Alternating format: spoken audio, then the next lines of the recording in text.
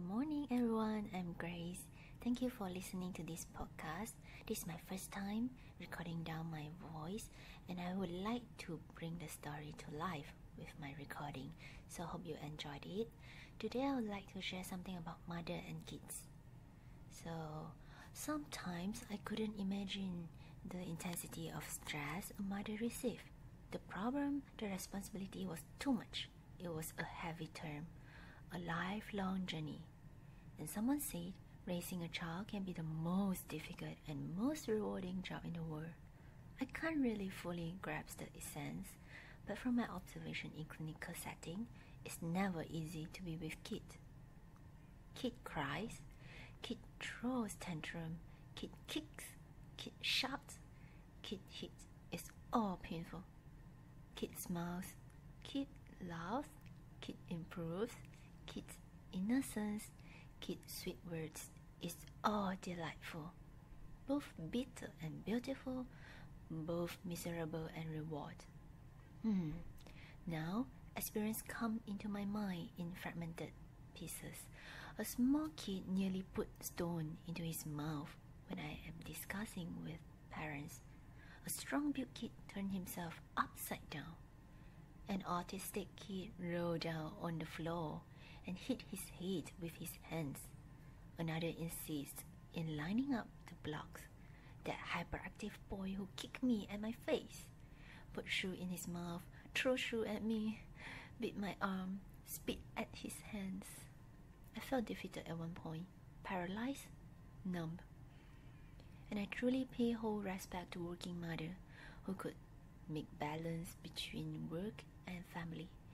This second, you are debating with your boss on budget allocation, and next moment you are dealing with a tricky situation. Then becoming a loving wife who listens to husband's day story. Then be a mother who spoke gentle words to mischievous kid. The change of roles was swift, back to back, and situation forced you to do that. Maybe that is not how mother thinks.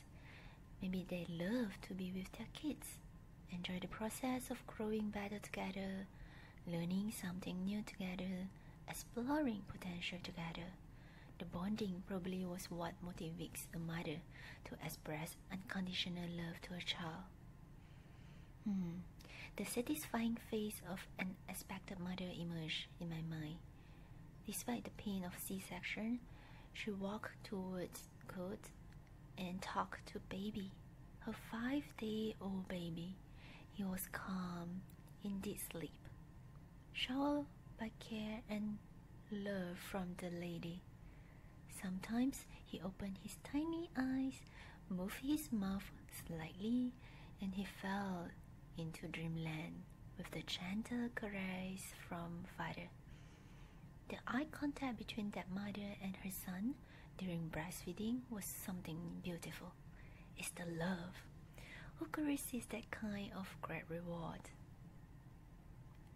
Maybe when everything seems so wrong and divided and out of control, behavior turned to another way, I need to remind myself of those loving moments I spent with these kids, turning my anger and frustration and impatience into motivation, double-check my goal, and keep myself calm.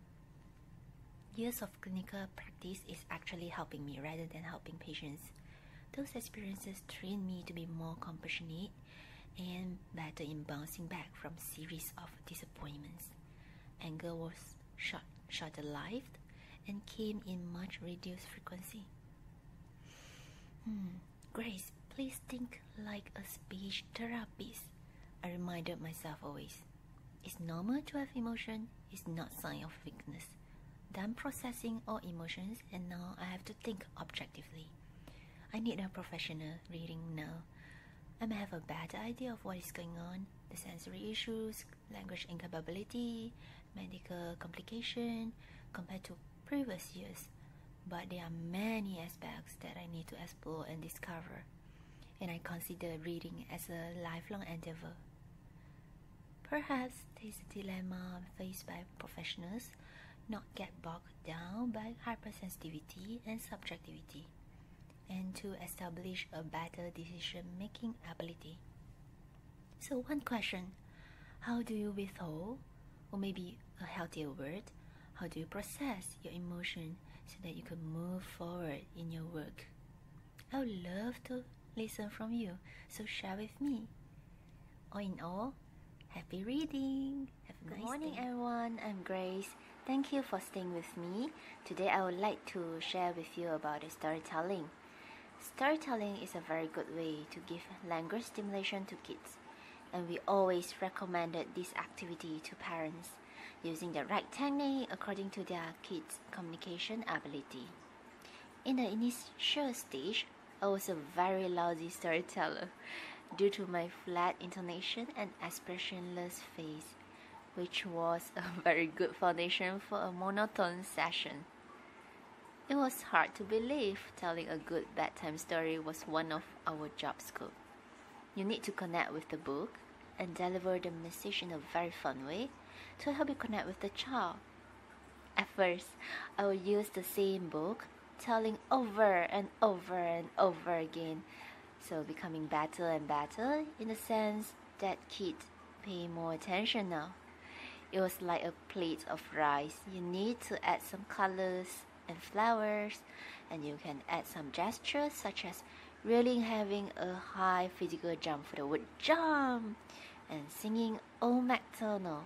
The Old MacDonald had a farm.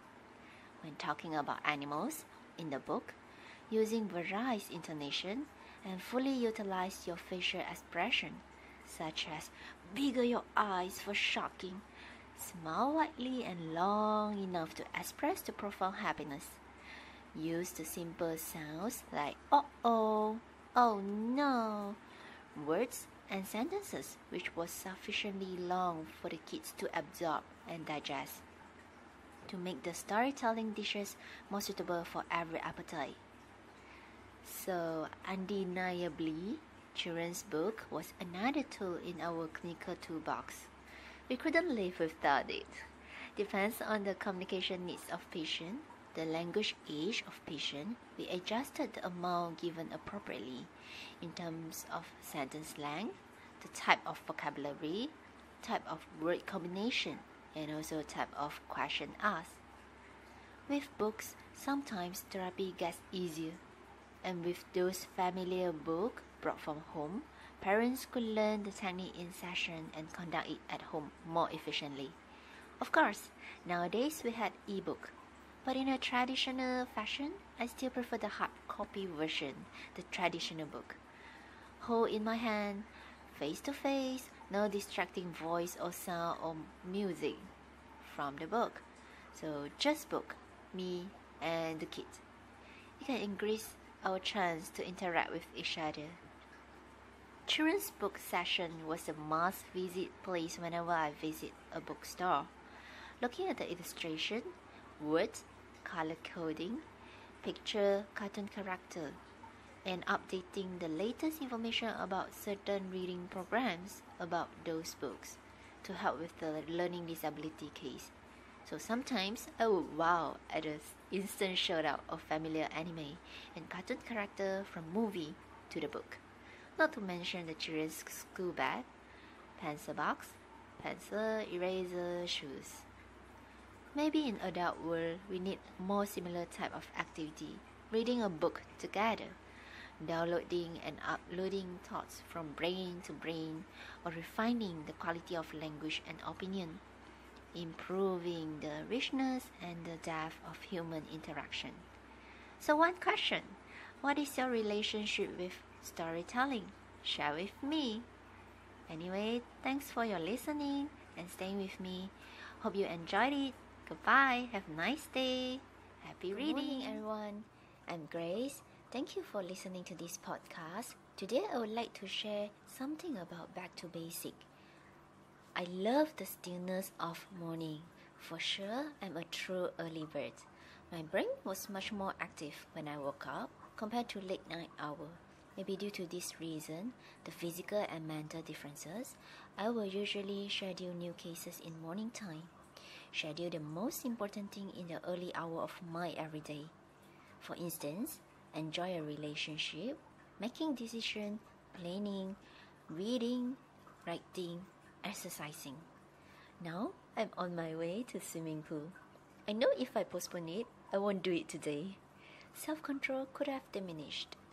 Writing diary is usually done in the morning when the dark sky curtain is still on. It's the moment when I felt closer to my inner self. Yesterday, I watched a comedy. It's called Hora Hora Hot, casted by Anil and Joyce Ching. Funny, humorous, and left audience thinking. The message I received was back to basic. The main character would like to earn income for his grandfather's operation fee, but ends up gradually moving away from him. Likewise, family want us to stay with them, but in order to promise a better life for them, we choose to move to the city, to earn a living, to pursue more and more financial gain. But ultimately, we give in the precious time to spend with them, to care for them. I was guilty to admit that sometimes I get too caught up with work and forget to make a call to parents within a scheduled time frame. Patients came, urgent calls arrived, breakfast awaited to cater my stomach aches, and I lose sight of the most important thing, the most basic thing. The character in the movie found his innocence and happiness in the kite flying activity. A simple, tiny action that looks very, very insignificant. But with this tiny action, he get a chance to fully engage with his inner self again, after so many years of grueling hard work. His purest intention, his more original version, the simplest style of him. Remove all the decorations, refuse the agenda of others, you can become less manipulated by external voices and be more in charge of what is important to you. So now, at this time of being, I learn to limit my daily information intake, cut down activities, carve out time for exercise and relationship building. Helping people is still my key, like the cup of coffee, which intends to bring happiness instead of packaging it in an extravagant way to earn money. It can be also a matter of balancing in real life, however, but I try my best to be authentic. When your mind is wrapped by multi-layered perspectives, you see the world in a slightly different ways. But keep my words simple is still the best way to remain burden-free. It might be colorless, but it's oilless. Its nutritional value is most preserved. The sunshine gets warmer. My shadow turned darker, projecting my silhouette on the cement floor. Let's stop writing, and it's time to play in the water. I love swimming. It's always back to the basic, which is breathing. So one question. What is your original intention when you are choosing the kind of life you are having right now? Just share with me. Feel free to drop me a message or a recording. Thank you for listening and have a good Sunday. Goodbye. Happy reading. Hey everyone, Grace here. I would like to share with you about explanation today. It's a story and a conversation between me and a kid in my speech therapy. So here you go. I don't know how to describe to him the difference between the hat and the cap. I don't know how to put the words in a sentence in a clear way to make him understand. How to transfer the idea to his brain. I need the vocab. First, what is the protruded part of cap? What is the word? What is the definition? The obvious difference when compared with hat. So I searched online. It's called brim. But what is visor? Then I say to the kid, cap has this, brim, hat doesn't have this. I was learning to help him to describe the item, to understand the difference between hat and cap. In adult world, we don't have the equipment. Perhaps we had, and we forgot to access to this type of conversation, because we all knew the difference without being explained. What is the difference between computer and laptop? Another question from him. Only encounter the kids a group of different minds, they make us speechless. Frantically search for vocab to prove that we know a lot more than them, a lot brighter than them. Don't touch, it's dirty. I warned the 5-year-old not to touch the floor drain. Because what? He asked. Because there is a cockroach inside. Because what? Because there is the place where they live. Because what? Because if you touch it, cockroach will come out. Because what? Because you disturb them. Because what? Because they don't like to be disturbed. Because what? Because, I've lost my words. To transfer the thoughts, to clear the doubt is not easy. So do I, a novel-budding speech therapist who steps into working world for just a few years. Unsure of my direction, but to follow in the path, keep on learning and asking and learning again. Maybe it might bother or stimulate people surrounding me, but it is a good work, I think. And everyone is trying best to give the answer to clear my doubt, either finding the right words or describe it at length, to dig into the deep and realize there is no end, and just keep learning together. So one question, what is your learning experience? Is it by asking or answering? Because for me, it lies always in the right things, in the readings, and then only in the askings. It is always about understanding first, experiencing, and then only come to the learning. So share with me. Hope you enjoy this podcast and hope that there is a message you can take away from here. And happy reading. Have a nice Monday. Goodbye. Good morning, everyone. Today I would like to share something about staying true to myself. But before that, I want to recommend a book. It's TED Talks, the official TED guide to public speaking. It's written by the Chris Anderson, the head of the TED. I'm not a good candidate of the public speaking, but I just read it due to my curiosity. And I come through to a term, the reading mode, and also another term, the speaking mode, and I realized there is a difference between them. Reading mode is less enthusiastic, which means that you rely too much on the script and forget about yourself. The another one is speaking mode, is that you really convey the message that comes from your heart. So today I want to apply the skill today in the podcast, because I think that previously the podcast I rely too much on the script. So today I just jot down the bullet points and try to express from that. So back to our topic, staying true to myself. I think my conversation with others become much fluid when I focus much on the message rather than paying attention on the details and the grammar. If I select too much on the accuracy of the vocabulary and I pay too much conscious on that, I tend to be more perfectionist and I lose the joy of having conversation with others, and that makes me really less happier. So I would recommend that to truly enjoy and truly become yourself, focus on the point that you want to convey to others and not paying too much attention on the style. And because that is your style and you can be more comfortable with your style. In my speech therapy, I would love, and I learned that in my working career also, to focus on a kid's development rather than focus on your goal. Speech therapists will set a goal for a kid basically, and according to their strength and weakness and capability. Find a baseline, which means that the language age, and start to work on that. To be realistic with the goal and to carry it out accordingly is another challenge for us. But for me personally and professionally, I learned from a mother that she told me that in a seminar she learned to not focus too much on the goal, but actually learn to enjoy the process growing together with her child.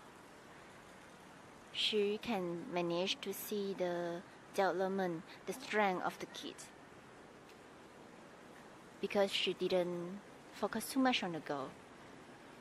I think that is a very good point, because if you care too much on the outcome or the result, you tend to lose the joy of the interaction, of having the therapy.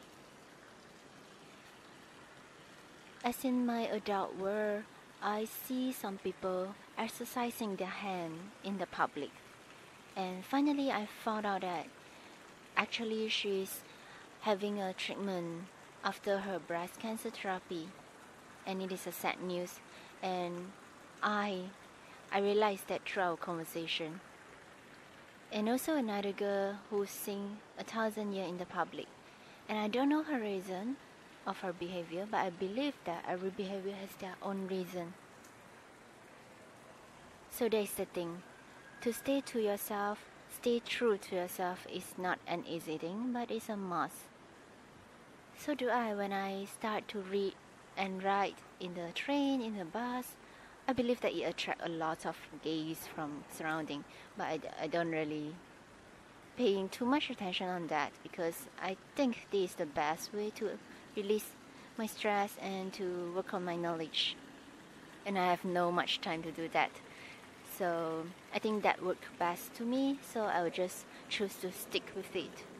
So I recommend you to stick with your goal, stick with your principle, as long as it is lawful.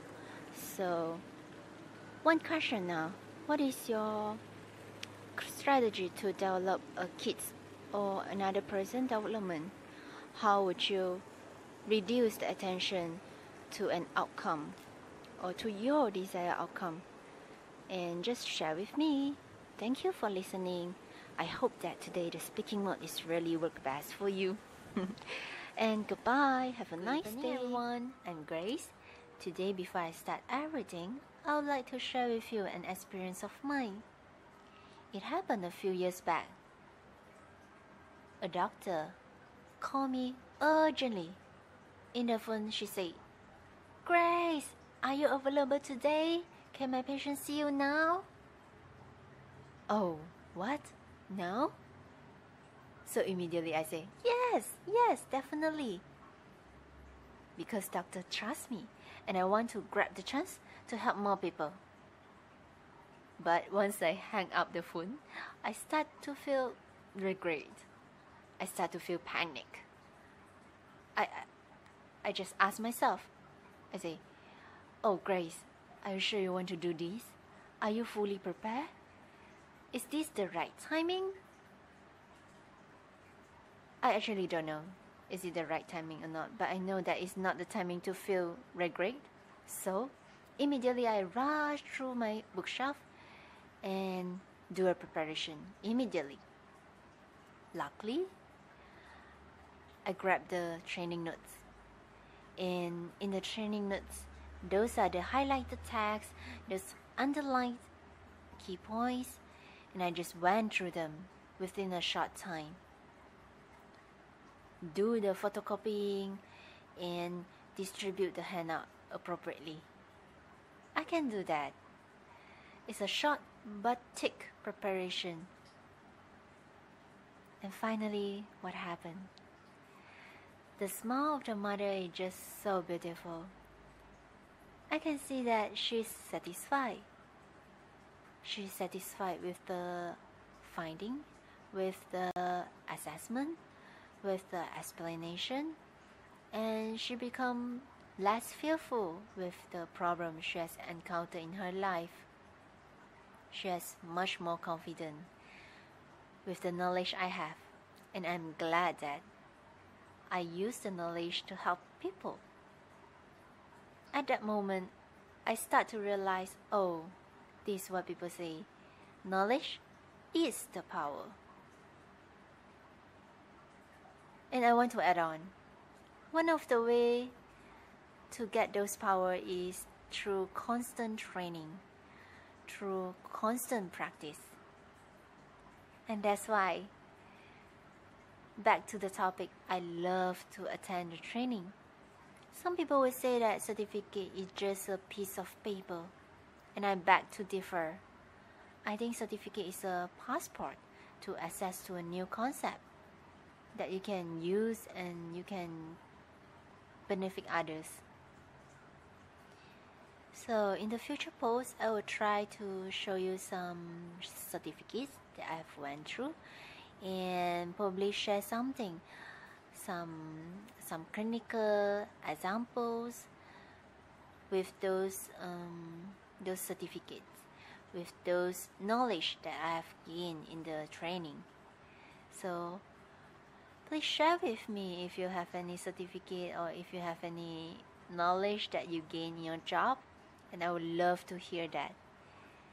So that's it.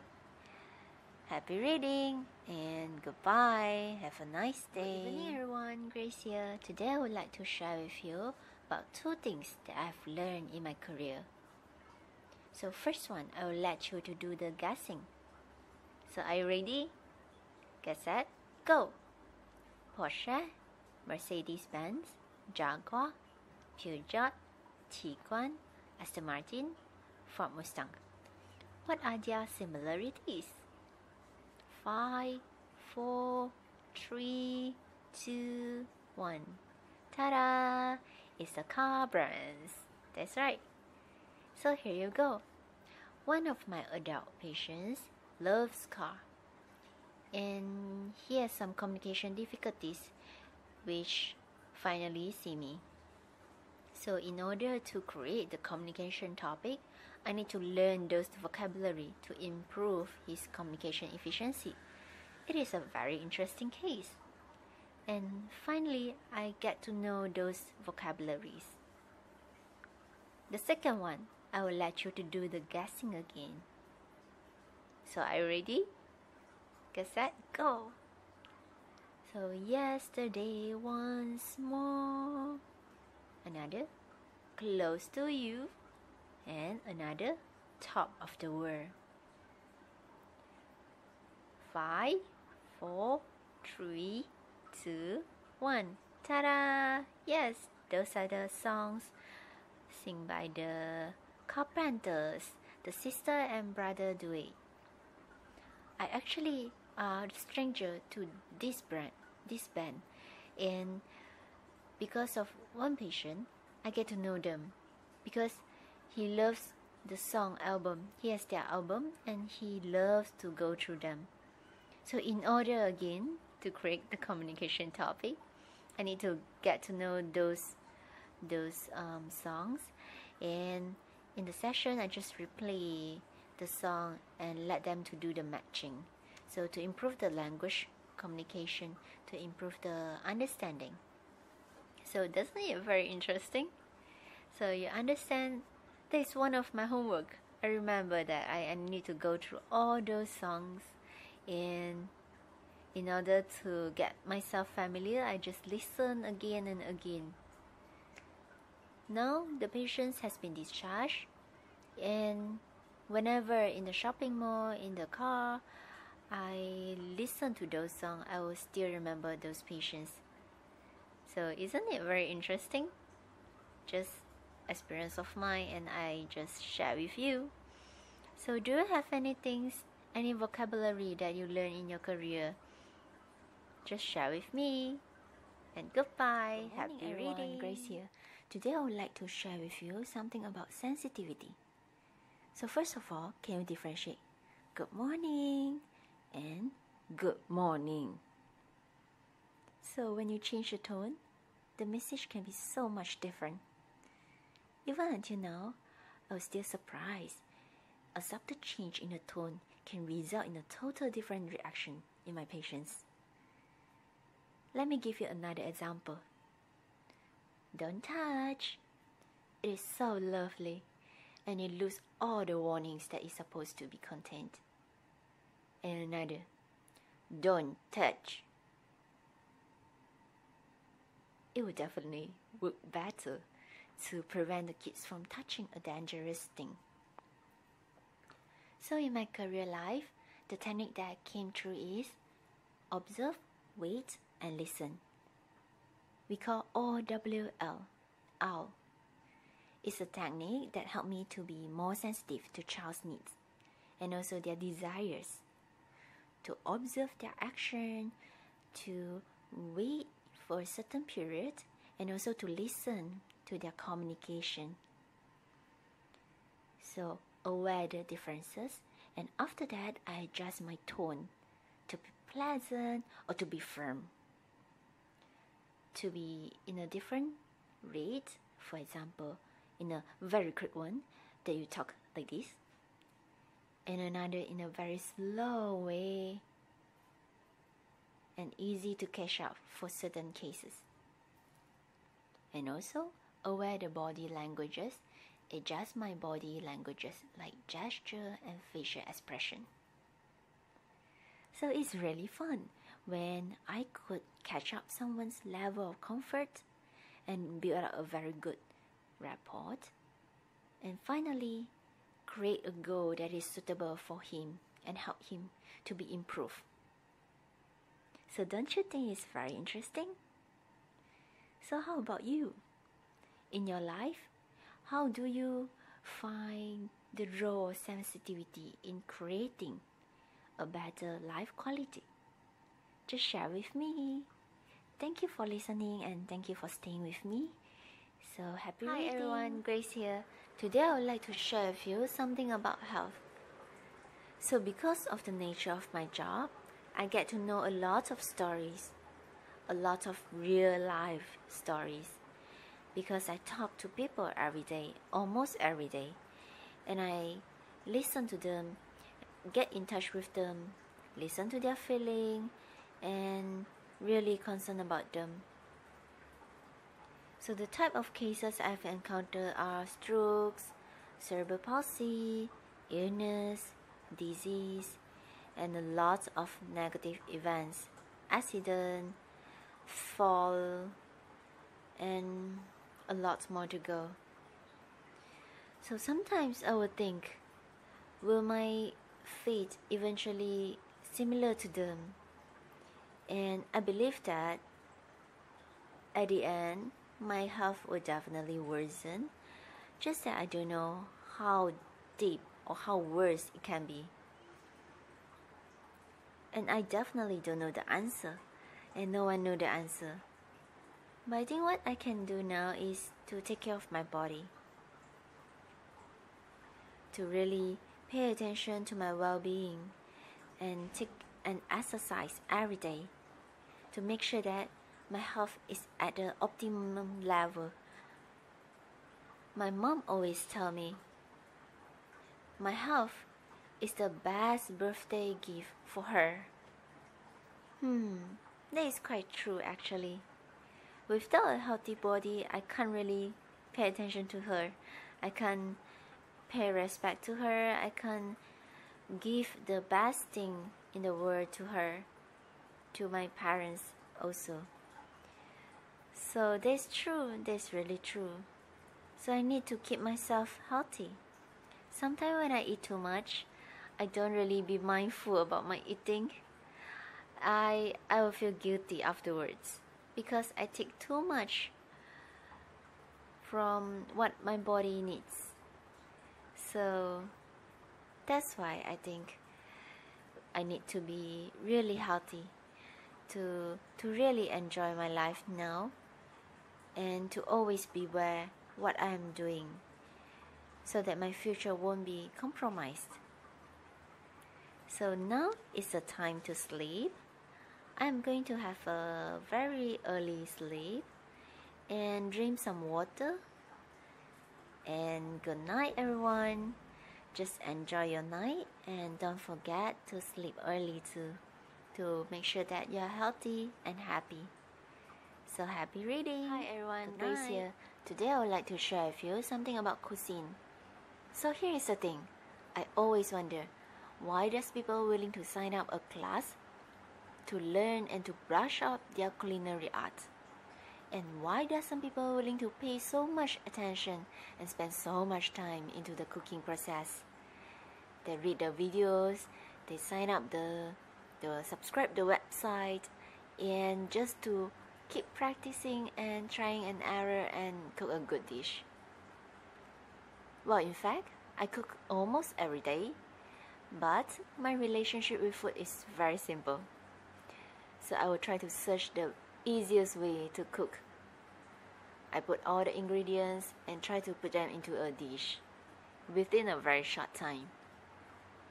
So today, when I read the articles on two different culture of food, the French and the Japanese, I learned a lot of things. So the citizens there take such a good care to the food.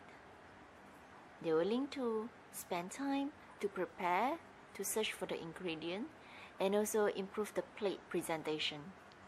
And that is very interesting for me. Sometimes the food is acceptable for me, but it's not acceptable for others who is having a higher standard to the food. In that country, they even have the law to control the ingredient for the baking, to making the bread. That's what I learned from my reading. So it's pretty interesting. So how about you? What is your relationship with food? Do you like cooking? And how deep is your passion towards this kind of craft? Just share with me. We can have a conversation with you regarding the drama behind all those cooking process. And I think I have a better appreciation sense of that. So just share with me and happy reading. Grace here. Goodbye. Today I would like to share with you something about play. So now I'm reading one of my professional books. It's called It Takes Two to Talk. It's written by Jan Pappel and Elaine Wiseman. It's a book recommended in the Hanum program. So from my understanding of the text, I learned a lot about the play. So in this podcast, I would like to share with you about the 3 types of play. The first one is the functional play. Have you ever seen a kid who is explore a toy? Maybe bang a toy on the floor, or press the button, or pull the car, something like that? So these are called functional play. They are learning to establish that kind of play skills. So basically, it's about playing the object according to the function. Like, you will bounce the ball instead of put the ball into the mouth. So playing appropriately. You can help them to establish that play skill by having an outdoor activity. For example, like jumping, having a physical play. And also you can add in a little bit of water activity. Splash, water, oh wet. Or else you can use a ball to teach them. Bounce ball, kick ball, catch the ball. And also with favorite cars and trucks, you can ask, where is the car? To teach the communication skill. So that's really fun, right? So secondly, comes to the constructive play. I remember last time I built up a tall giraffe, using my Lego. And there's one kid in my session who continuously reconstructed it to be his castle. So I love my giraffe, but he has his plane. He loves castle more than my giraffe. So that is one of the constructive play. Always thinking how to solve a problem. Maybe he's thinking, how can I stop Miss Grace to build her giraffe? Also, you can get a play dot shape into the snake, snowman, or spoon. So you will use the right amount of pressure to build into a appropriate shape of the dot. So the last one, we came to the pretend play. Slowly, kid will discover one thing can stand for another. For instance, a toy spoon can represent the real spoon. So that's why I love to use the cooking and kitchen play in my session. Hot, open, close, pour. Get your car toy on board and create a story. Put on all the boxes and represent them like a building. So you can create a story like having a visit to the hospital or going to school. So you can add some language like, he is going to school. He likes school. He is happy at school. So that's how we can add the language stimulation into the play. And that's why play is really fun for kids. So that's it. Thanks for staying with me. And let's play with kids. They must be very happy to be with you. So goodbye. Happy reading. And one more thing is that all this information I have read in the book, and it's just for guidelines. For any information, you should consult a speech language pathologist. So have a nice day. Goodbye. Let's keep reading and learning.